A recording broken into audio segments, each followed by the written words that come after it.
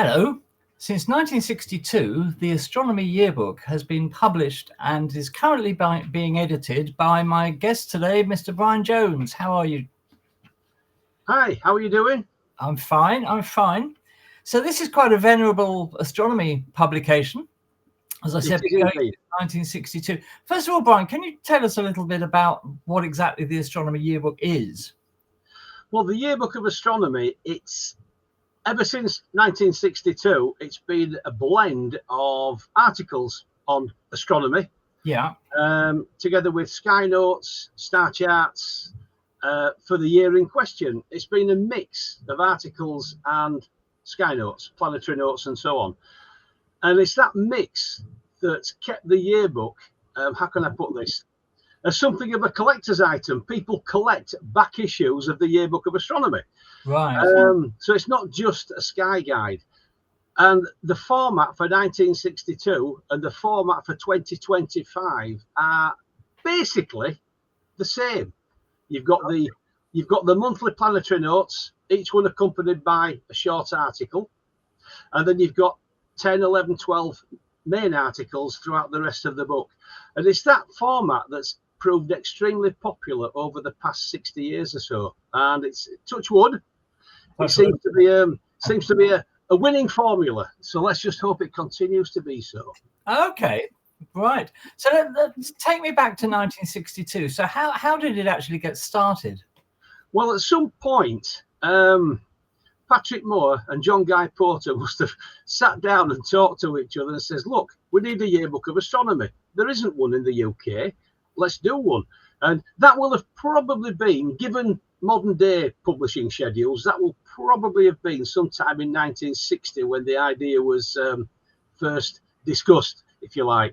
I'm surmising here because I've been able to find no records, reviews or anything of the very early editions of the yearbook. But at some point they must have had this conversation. John Guy Porter was the editor for the first 3 or 4 issues. And then Patrick Moore took over as editor in 1965. And John Guy Porter was responsible mainly for the star charts and so on in the book. But yeah, I'd love to find reviews of those early copies because it must have been popular because they kept bringing it out. Absolutely. So those reviews must have existed somewhere. They must do. There weren't as many magazines and so on around at the time as there are now. But there will have been journals and so on and so forth. But I've been unable to find anything.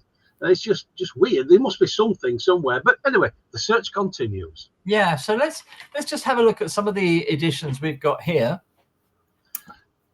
We can see that obviously the quality of the publication has changed a lot throughout the years. Yeah. Yes, it has. It has.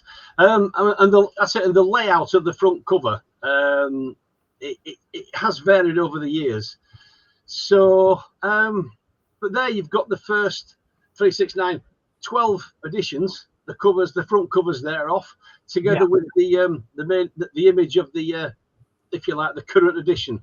And that's actually the banner image for the Yearbook of Astronomy Facebook group, which is proving quite popular. It's got quite a few members. But yes, that shows the earliest editions and the most, the modern one today's. Right.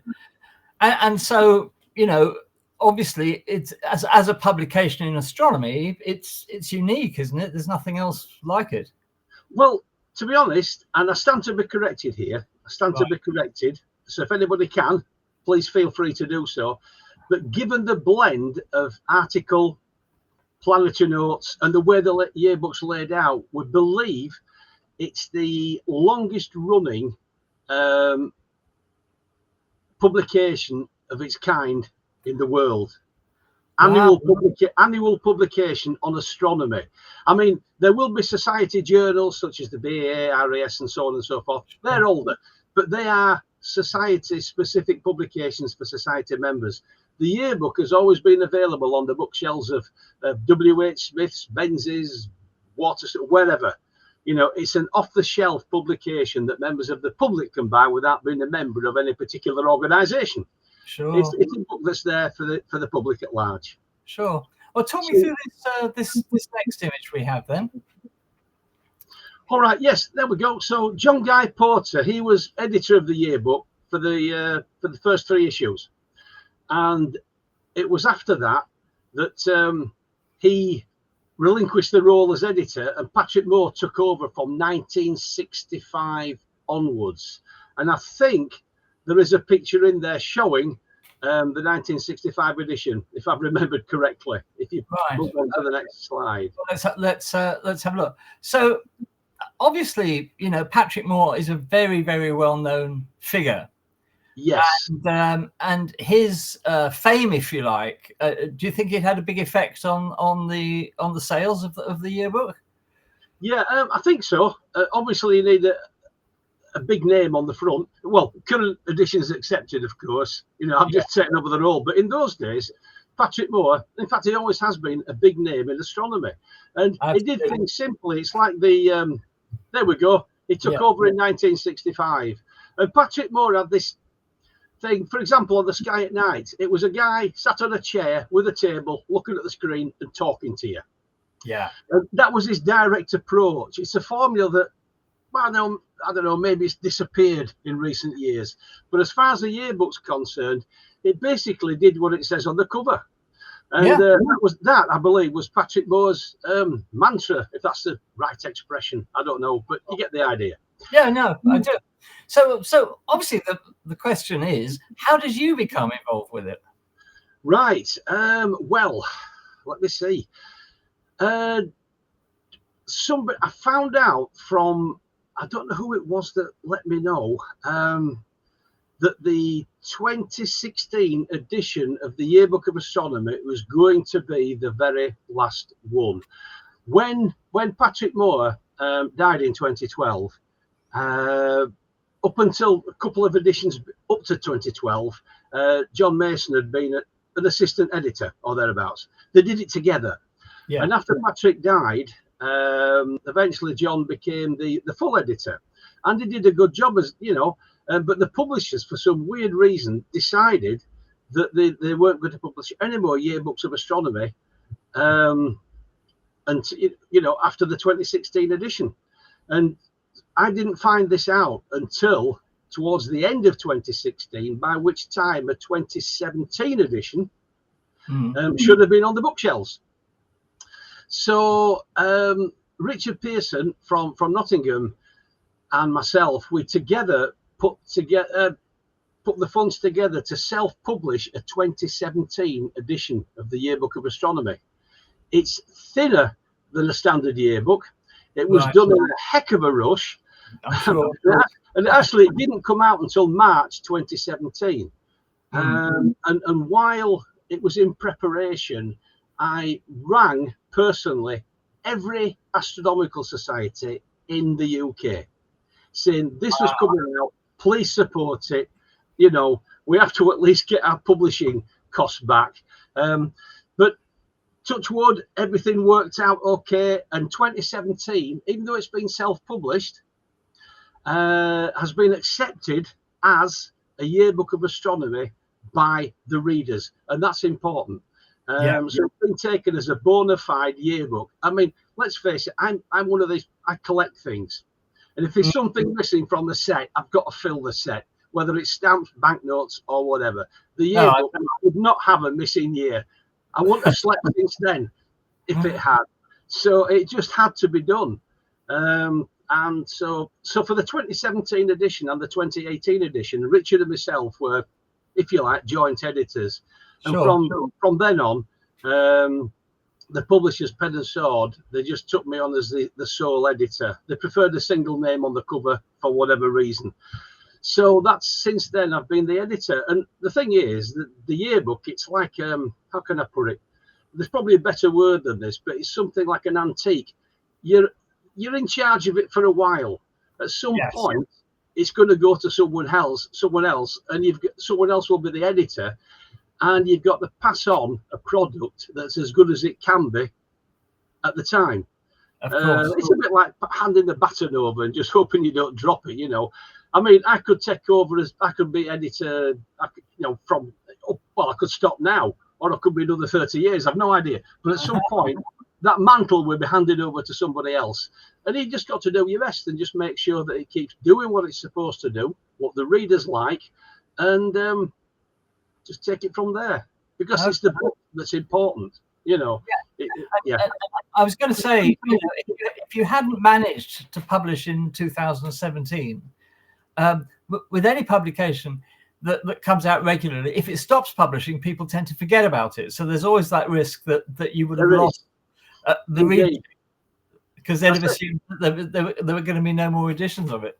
Exactly. Hence the near on 200 phone calls I made towards the end of 2016 to at least let societies know it was coming out. And it seems to have worked, you know.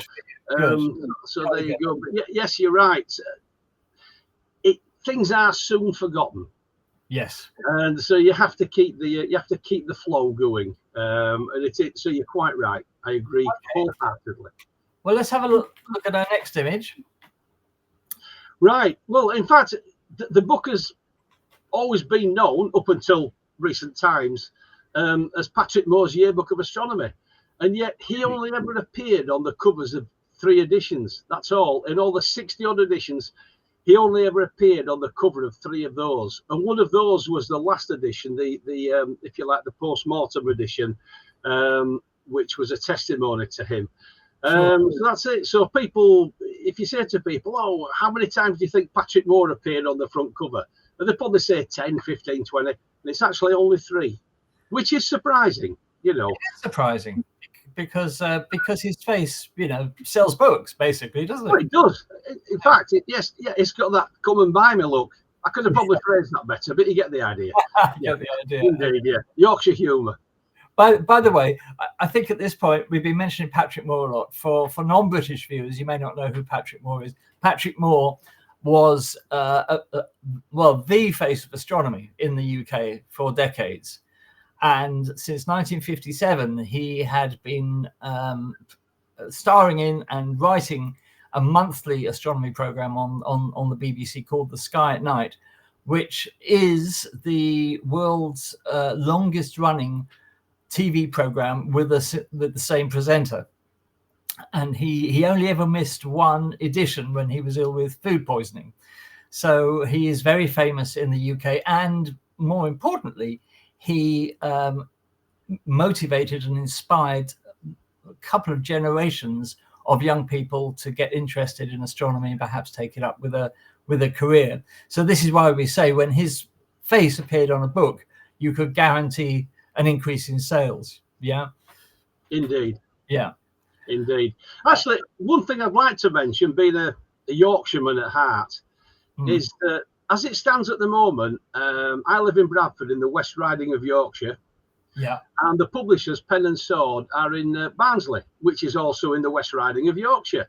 Indeed it is. So the Yearbook of Astronomy is a double act in terms of publication and editorship on an editorship and publication basis. It's a Yorkshire publication, so let's go for it. There you go. I just mentioned that as a patriotic Yorkshireman. So there you go.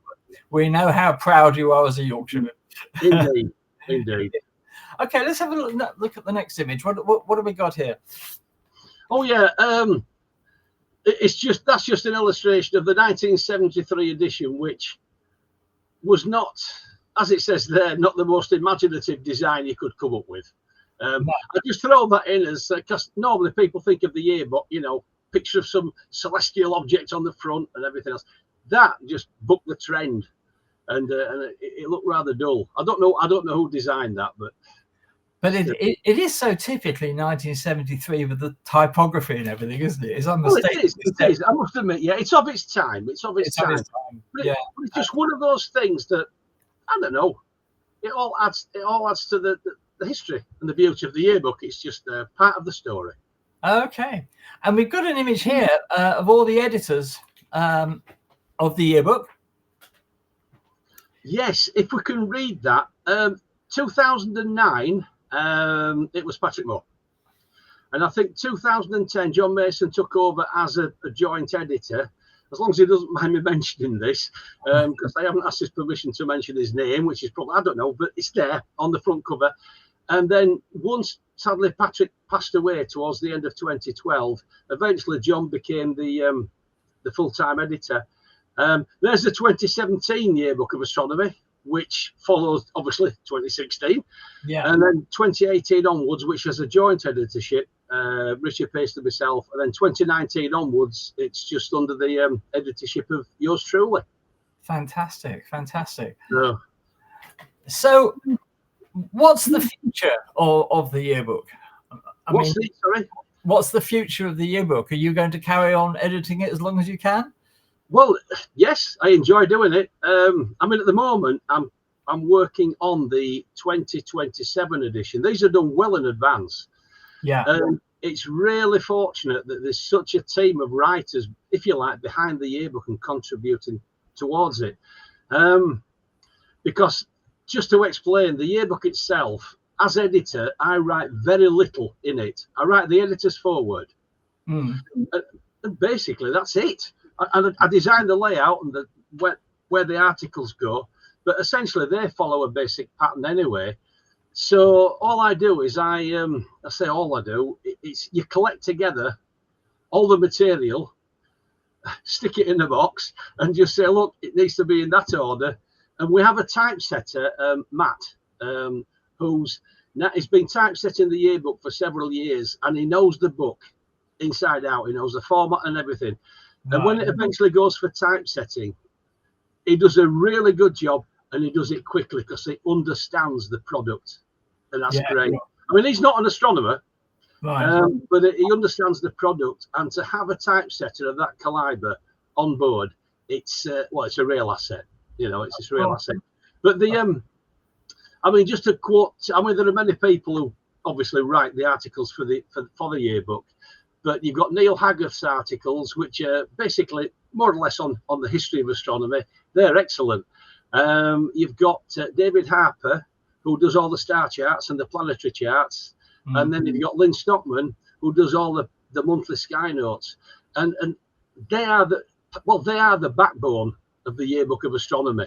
And yes, okay, I'm there on the front as editor, but that tells only a tiny fraction of the story, because it's the people who write for the Yearbook of Astronomy. They are what makes the yearbook what it is. All I do is I just go with my hands and collect it together 2 years in advance, because then it's got to go for typesetting, proofreading, printing, etc., hopefully to appear in August, the August before the year that's on the front cover. And I mean, the support is that good. People are queuing up to write for the yearbook already. The 2028 edition is 3/4 allocated, and 2029 with articles. Goodness me. Which one or two may be updated there at the time, obviously, but people are just. In fact, one guy, and I'm sure he won't mind me mentioning his name, David Harland. He does articles of a historical nature, and he has. Well, basically, he's done an article for every edition up to and including 2033. And that is sitting in a folder waiting to be incorporated into that.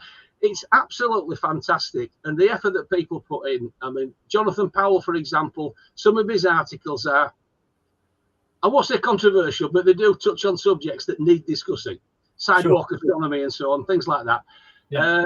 And I just don't want to mention any other because I'll probably miss somebody out. But yeah, it's a team. It is, you know.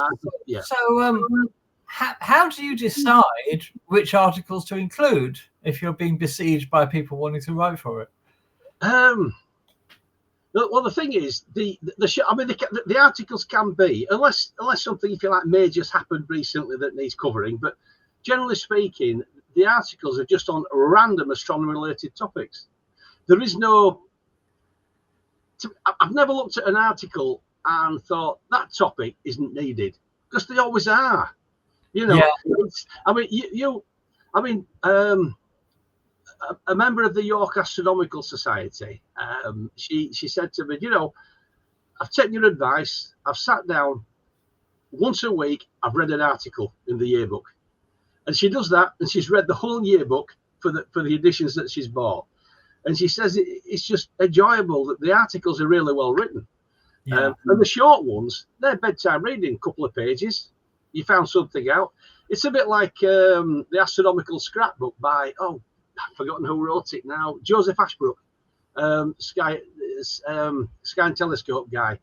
It was just a dip into book. And it's the same with the yearbook in many respects. You can dip into it, read an article, put it down, and, leave it for a day or two. And it's got everything going for it in theory. And hopefully that trend, as I say, will continue to be to manifest itself. Okay, right. So let's just have a look at another image here. Perhaps you can talk us through this one. Right. Yes, this is just a bit of background. The 2017 self-published edition had to have, we felt it had to have an image on that perhaps conjured up an earlier cover, if you like. And the 1964 Yearbook of Astronomy had a Palomar 200-inch Hale reflector image of Saturn on it, as you can see there. But the 2017 incorporated a Damien Peach 14-inch image. And, the quality's there to be seen, the change in quality. But we still had the image of Saturn on the front cover. And I don't know, it just seemed the right thing to do. So the 2017 and the 1964, they were laid out the same. The only thing that's different is that the black background is denser and Saturn's rings are at a different tilt. But it was just a nice reflection on the previous edition. And of course, it's a reflection on how much telescope technology has. Indeed, yeah, absolutely. I mean, we must say, I've talked to Damien. He is a planetary photographer par excellence. Yes. And I honestly don't know how he produces the images that he does. But you can see there that, compared to the 200-inch Palomar image, it was absolutely incredibly better, wasn't it? It was so much. It was indeed, yeah. As you say, telescope technology, it's just advanced so much. Yeah. You'll probably be able to do that with a C-Star soon. So there you go. Yeah. All right then, Brian. Well, I think we'll draw things to a close for today. Any final thoughts about the yearbook before we close? So, believe it or not, I have come across, if you like, amateur astronomers who've never heard of the Yearbook of Astronomy. Really? Yeah. They very nice people, but they've never heard of the Yearbook of Astronomy. And they go out. If you've never read the Yearbook of Astronomy, go out and buy the next edition. See it for yourself, and let's just see if you want to continue getting it annually. That's all I ask. Try it out for yourself. But it obviously the formula, if you like, the composition of the yearbook has stood the test of time, and hopefully it will continue to do so. And all I ask is that obviously the regular readers, they know what it's like and they get it every year. But those who haven't tried it yet, go for it. See what you think. And I have heard it described, when it comes to astronomy, it's a British institution. Yes. And I thought, well, that was nice that somebody said that. But that's not a reflection on yours truly. That's a reflection on Patrick Moore and the 50-odd years of groundwork he did bringing the book out. And he did a magnificent job. And hopefully I can carry on doing the same. But, that's up to the readers to decide. Absolutely. Well, the very best of luck with the yearbook, Brian. I'm sure we'll see it on the shelves for many years to come. And just as a final thought, could you just tell us again where people can actually buy it? Well, it can be bought online. You can order it from Pen and Sword, the publishers. They've got a website you can order the book on. So I was just thinking, bookshops like Waterstones and so on, they should have the book in stock. Right. It's generally freely available. Amazon. A lot of people buy the book from Amazon. Sure. Yeah, and the book is published in or around August of each year, the year prior to the year of, shown on the front cover. So it's available for several months. So just go out there, buy a copy, and try it for yourself. Okay. Right. It's like I say to anybody, if you've any comments on the yearbook, get in touch. Let me know, because every opinion is valued. Of course. Yes, absolutely. Right, there we are. Well, thank you very much for being with me today, Brian, and the very best of luck with the yearbook. Thank you.